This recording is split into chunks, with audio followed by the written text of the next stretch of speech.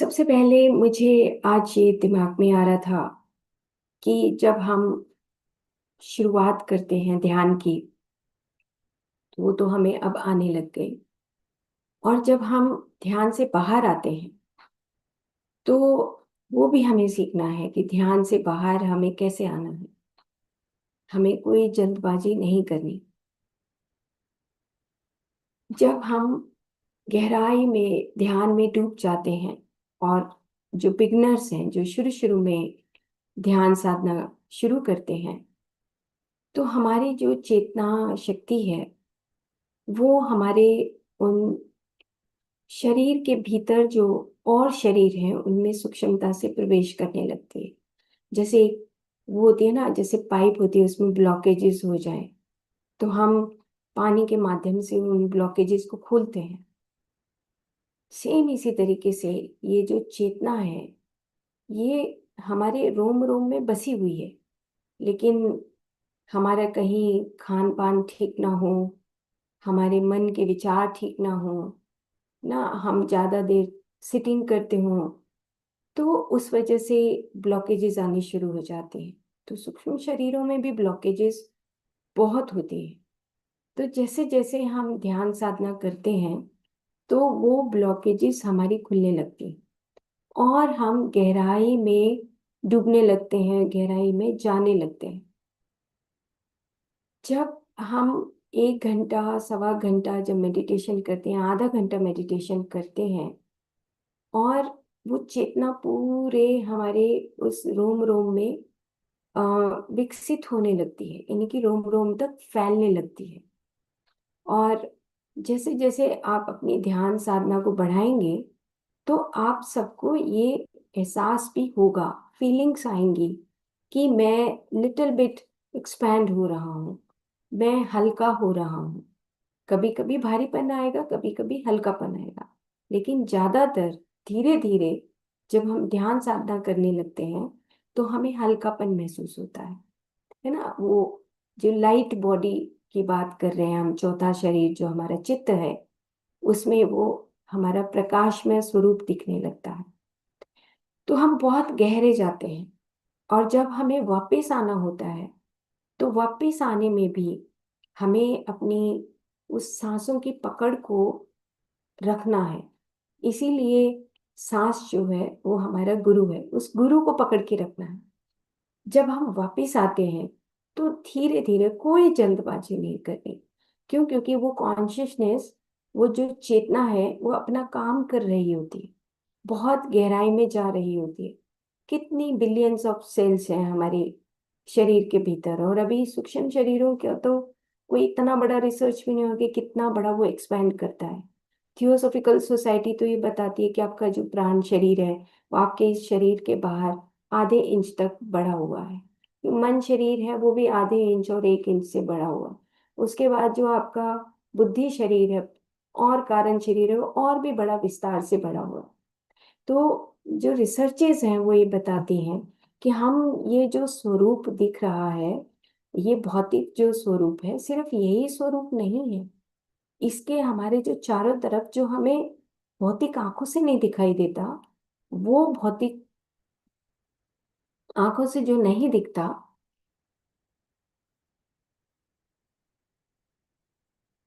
तो वो, ये जो शरीर है, ये भौतिक शरीर है, लेकिन इसके पीछे के जो शरीर है, वो हमें इन भौतिक आंखों से नहीं दिखता।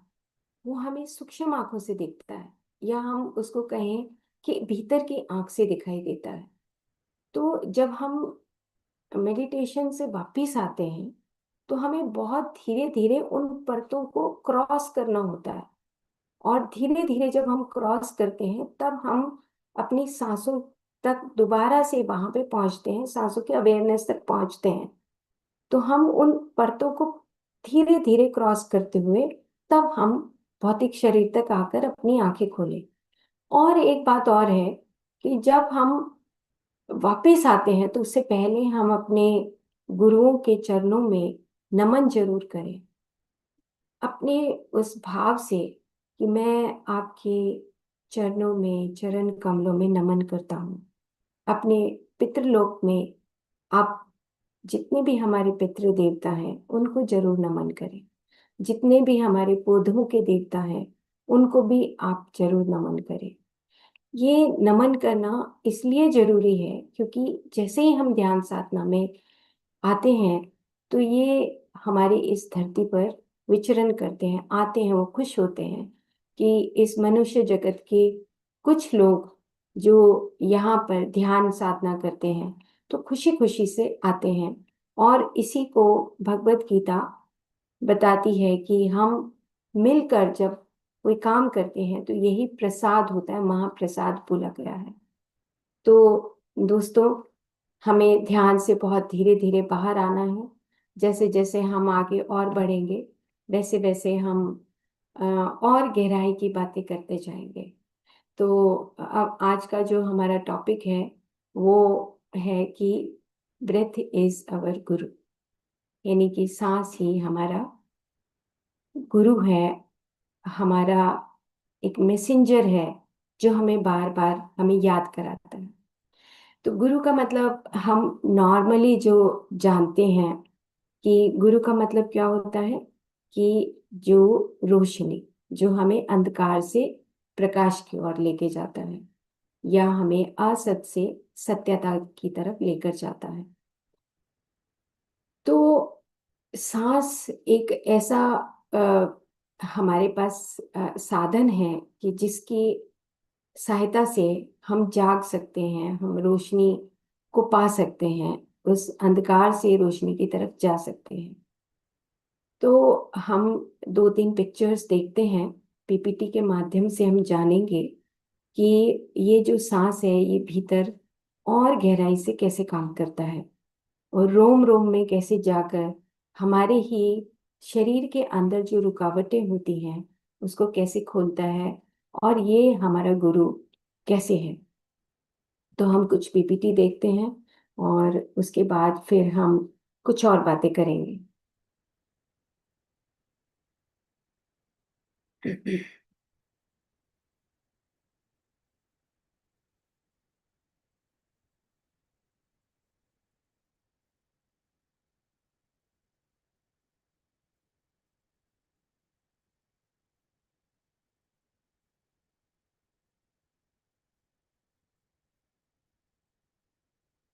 आई थिंक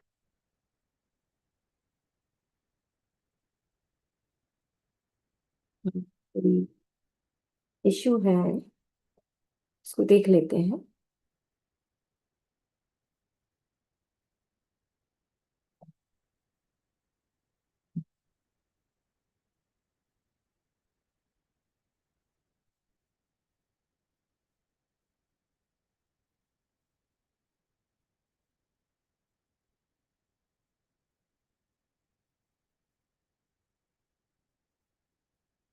चलिए हम ऐसे करते हैं कि अभी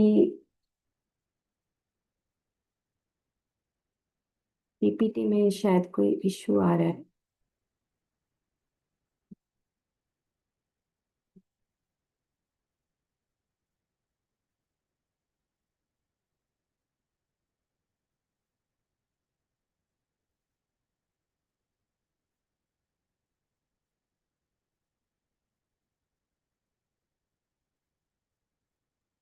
चलिए नहीं हो रहा तो ठीक है, ओके, कोई बात नहीं।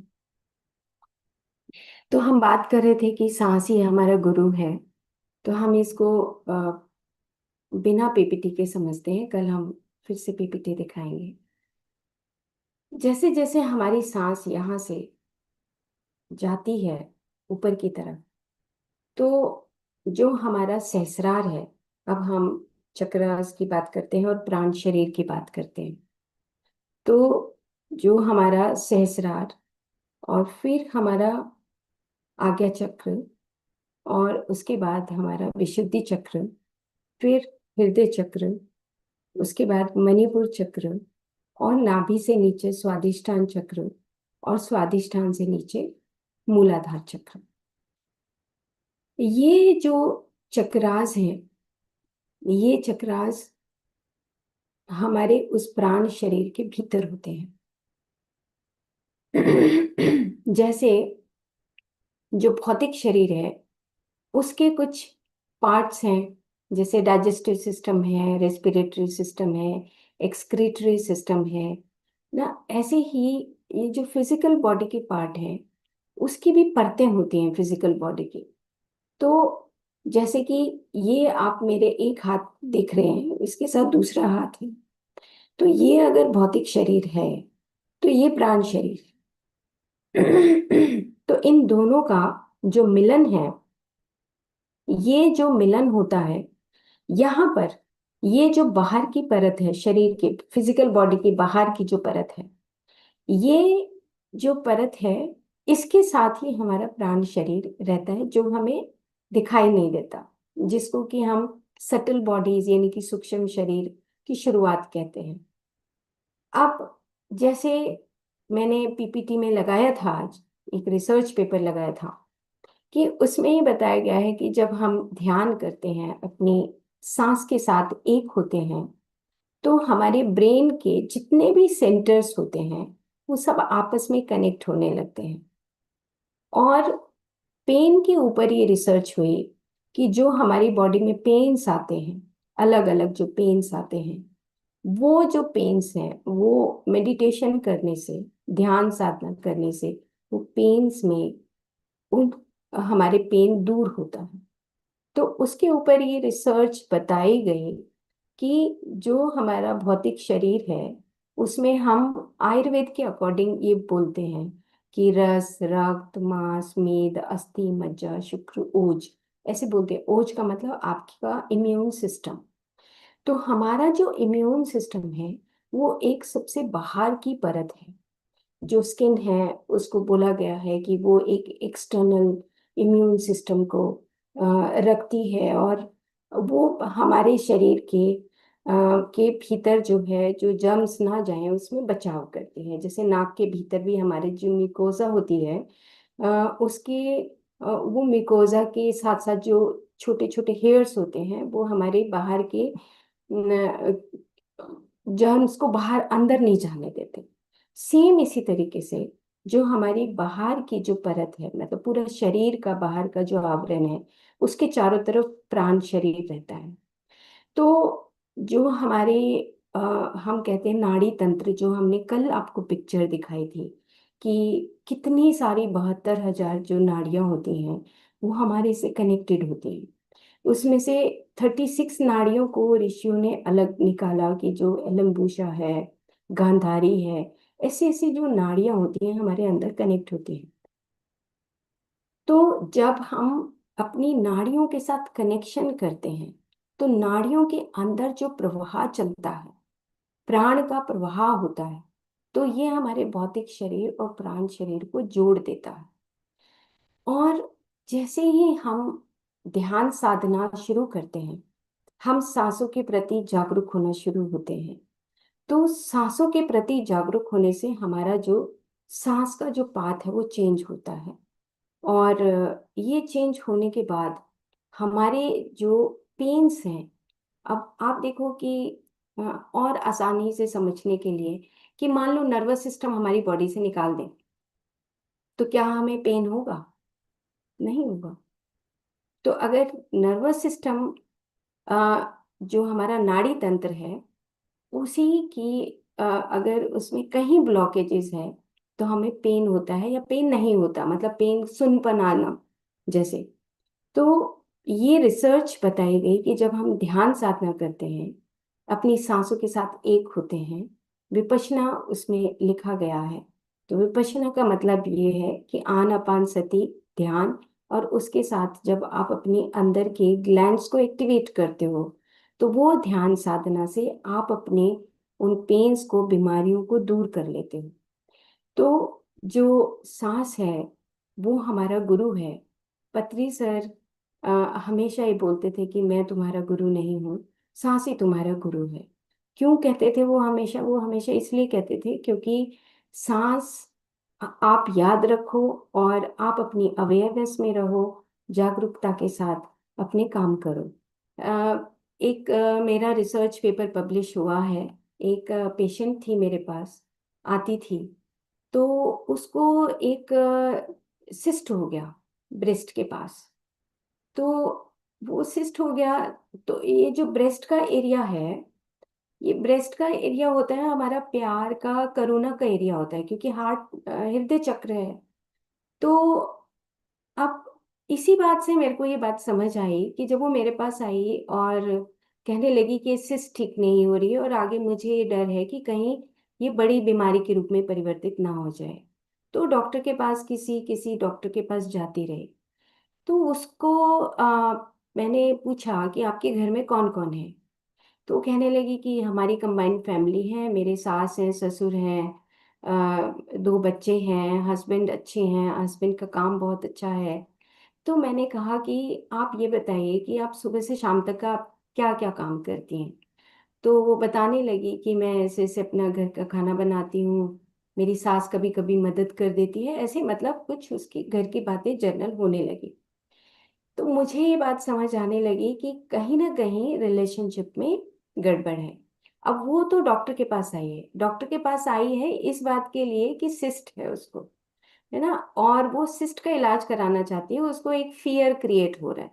तो देखो, एक फियर क्रिएट होने से एक व्यक्ति उठकर डॉक्टर के पास जाता है, जबकि उसको पता है कि मैं गलती कहाँ कर रहा हूँ। जो आप हीलिंग की बात करें ना, कि जो सेल्फ हीलिंग है वो ध्यान से होती है, हमारी कुछ प्रैक्टिसेस से होती है। तो मैंने उसको कहा कि सबसे जो तुझे लगता है कि एक तेरे को प्रॉब्लम कहाँ फील होती है घर में, क्योंकि हृदय चक्र उसका ब्लॉक था। तो वो कहने लगी कि मेरा ना मेरी सास के साथ संबंध ठीक नहीं है, वो बार बार मुझे टोकती है और मुझे उस बात पे मुझे बहुत गुस्सा आता है और मैं उससे झगड़ा कर लेती हूँ। अब रीजन तो पीछे जो सूक्ष्म शरीर है उसको हम समझ नहीं पा रहे हैं, क्योंकि हम उस भौतिक शरीर में ही उलझे हुए हैं। हम सोच रहे हैं कि सिस्ट आ गई है तो सिस्ट को निकलवा दो, वो ठीक हो जाएगी। लेकिन जब उसने बताया तो मैंने कहा कि ठीक है, कोई कोई बात नहीं, आपका ये जो रिलेशन है ये अच्छा होना चाहिए, लेकिन इसमें तो समय लगेगा। तो उससे पहले आपको कुछ प्रैक्टिस करनी होगी। तो उसको हमने कुछ प्रैक्टिसेस बताई कि आप सांस को लीजिए, छोड़िए, क्योंकि प्राण शरीर के अंदर ये सारे ब्लूप्रिंट्स हमारे छुपे हुए होते हैं। ये बाहर कोई नहीं कर सकता, क्योंकि जो साधना है वो आपकी सब्जेक्टिव है, खुद आपको अपने ऊपर कार्य करना पड़ेगा, तभी आप बीमारी से दूर हो सकते हैं। तो उसने कुछ महीने प्रैक्टिस किया, डेली वो मुझे फोटो भेजती, और फोटो भेजने के बाद मैं उसका एक सॉफ्टवेयर में देखती कि वो प्रैक्टिस करती है तो उसका कितना उसके चारों तरफ ऑरा में परिवर्तन आ रहा है। तो उसके प्रैक्टिस करने के बाद, उसके कुछ महीने के बाद, 5-6 महीने के बाद, वो सिस्ट उसकी चली गई विदाउट एनी मेडिकेशन। तो ये पता लगा कि जब हम सांस की साधना करते हैं, प्रैक्टिस करते हैं, तो हमारे जो पीछे का जो वाइटल बॉडी यानी कि प्राण शरीर है उसमें क्लिनजिंग होती है। तो वो क्लींजिंग डॉक्टर नहीं कर सकता, कोई बाहर की कोई व्यक्ति नहीं कर सकता, या बाहर से हम किसी चीज को उठा के सोचे कि ये हमारा इलाज कर देगा, नहीं कर सकता। क्यों नहीं कर सकता? क्योंकि वो हमारी खुद के क्रिएट की हुई, हमारी जो डेली की एक्टिविटीज है उसी से हमें कुछ कुछ इम्बेलेंसेस आ जाते हैं। वो कहीं पर किसी चक्रा में आ गया, कहीं पर किसी चक्रा में आ गया। तो लेकिन हमें प्रैक्टिस डेली करनी पड़ेगी। तो उस पेशेंट को मैंने ये समझाया कि आपको डेली प्रैक्टिस करनी है, सुबह और शाम। आप आधा आधा घंटा मेडिटेशन में बैठें, अपनी प्रैक्टिस करें, और मेरे को आप फोटो भेजें। तो उसका लगभग 5-6 महीने के बाद वो सिस्ट रिमूव हो गया, और उसका फोन आया खुशी से कि मेरा तो सिस्ट रिमूव हो गया है।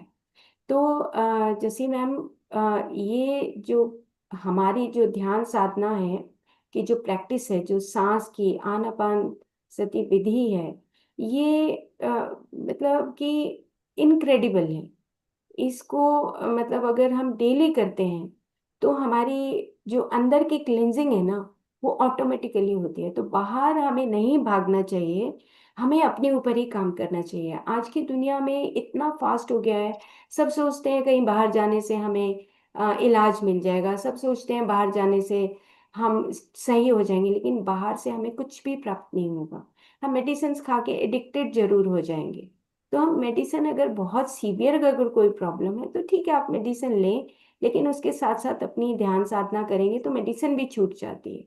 ओके। तो okay friends, thank you all friends, thank you so much. कल फिर